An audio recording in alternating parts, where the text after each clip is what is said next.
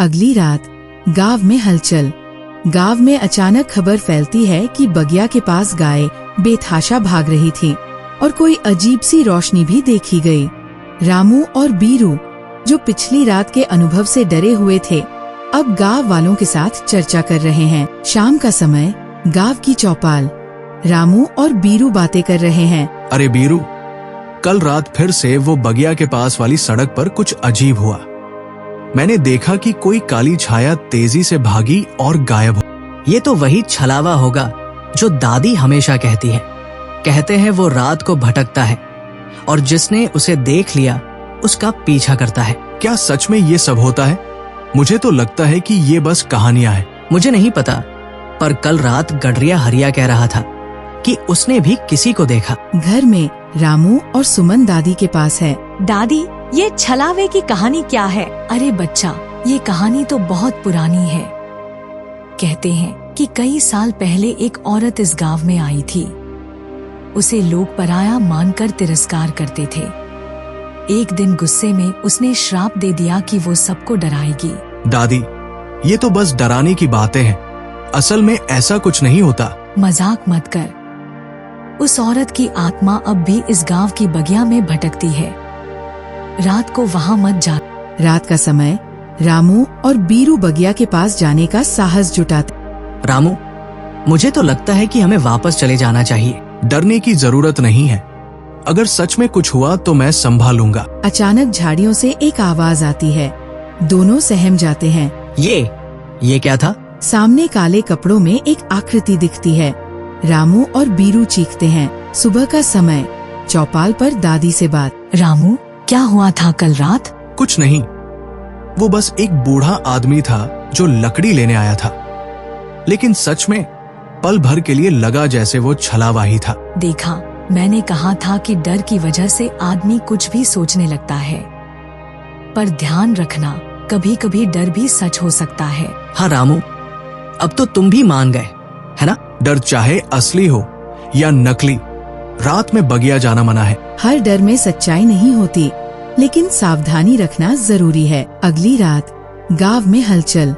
गांव में अचानक खबर फैलती है कि बगिया के पास गाय बेतहाशा भाग रही थी और कोई अजीब सी रोशनी भी देखी गई। रामू और बीरू, जो पिछली रात के अनुभव से डरे हुए थे, अब गांव वालों के साथ चर्चा कर रहे हैं। ये तो कल वाला मामला नहीं है।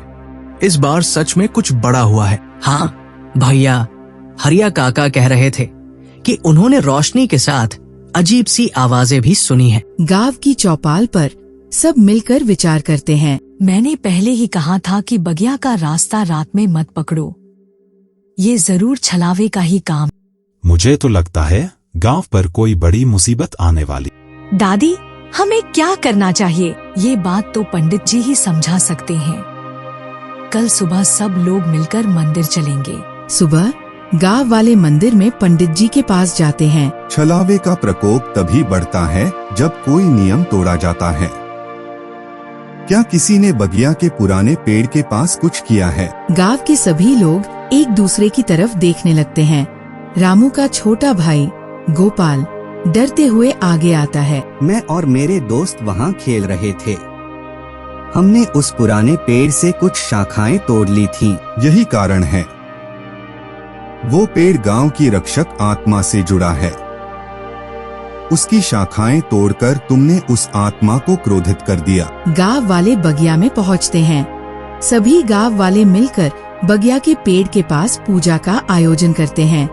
पंडित जी मंत्रोच्चार करते हैं और उस आत्मा को शांत करने के लिए प्रसाद चढ़ाते हैं। अब आत्मा शांत हो चुकी है, पर ध्यान रखना, दोबारा उस पेड़ को नुकसान मत पहुंचाना। चौपाल पर सबकी बातचीत। अब समझ में आया कि डर असल में हमारे कर्मों से जुड़ा होता है। मैंने तो पहले ही कहा था कि गांव की परंपराओं का पालन करो। और रामू, अब तो रात में वहाँ जाने की हिम्मत भी नहीं करेगा। बिल्कुल नहीं। अब समझ में आ गया कि गांव की बातें बस कहानियां नहीं, बल्कि सीख भी होती है। पुरानी परंपराओं और प्रकृति का सम्मान करना जरूरी है। जो डर हमें सिखाने के लिए आता है, वो हमारी भलाई के लिए होता है। कुछ दिनों बाद एक नई घटना। गांव में शांति लौट आई थी। लेकिन एक रात अचानक फिर हलचल मच गई। हरिया काका की बेटी गीता देर शाम बगिया के पास से लौटते समय बेहोश हो गई। उसे घर लाया गया, लेकिन होश में आने के बाद उसने जो बताया वह और भी डरावना था। मैंने एक औरत को देखा। वो सफेद कपड़ों में थी और उसने मुझे रुकने का इशारा किया। उसकी आंखें वो बहुत डरावनी थी। ये तो फिर वही छलावे की बात हो गई। ये कोई साधारण बात नहीं है। लगता है कुछ और गलत हो रहा है। पंडित जी का गाँव आना। पंडित जी को फिर से बुलाया गया।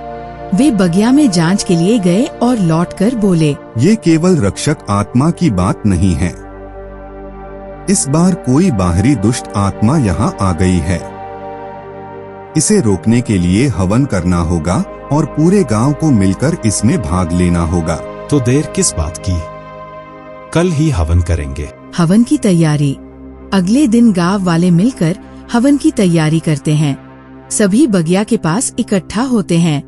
हवन शुरू होता है और धीरे धीरे अजीब घटनाएं घटने लगती है। हवा तेज चलने लगती है, पेड़ झूमने लगते हैं और हवन की अग्नि बार बार कम हो रही थी। आत्मा, अगर तू यहाँ है तो हमें संकेत दे। तभी एक काली छाया हवन के पास प्रकट होती है। गांव वाले डरकर पीछे हट जाते हैं। ये आत्मा केवल डराने के लिए आई है। हमें इसे समझाना होगा कि हम गांव की रक्षा करना चाहते हैं। ठीक है बेटा, पर ध्यान रखना, इसे चुनौती मत देना। जो भी तू है, ये गांव तुझे नुकसान नहीं पहुंचाएगा, पर अगर तूने किसी को हानि पहुंचाई तो हम सब मिलकर तुझे रोकेंगे। आत्मा थोड़ी देर चुप रहती है, फिर धीरे धीरे काली छाया गायब हो जाती है। अंत में शांति।